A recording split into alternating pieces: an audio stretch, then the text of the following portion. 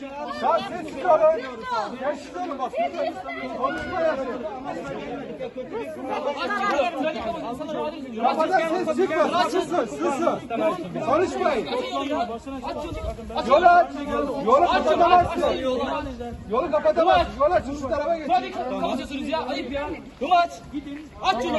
Biz geçip gidecektik, siz kesiyorsunuz önümüzü. Arkadaşlar.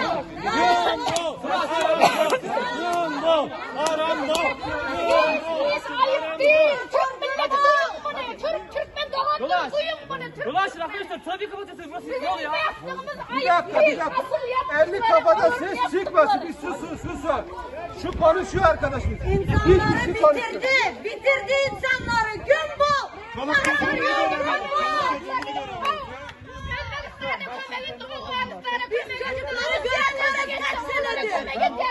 Halkını doyursun. Halkına köle gelsin. Emler söylesin. Onlar söylesin diktatörü. Gümbul diktatör.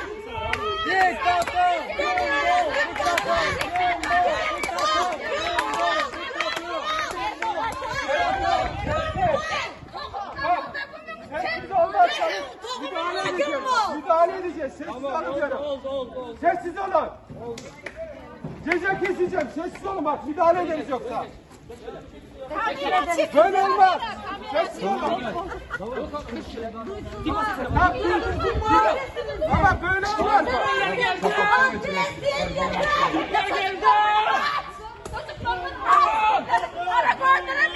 Bak susmazsanız gerçekten.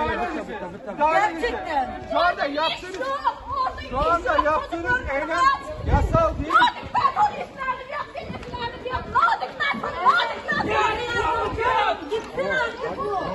Tamam hadi gidelim.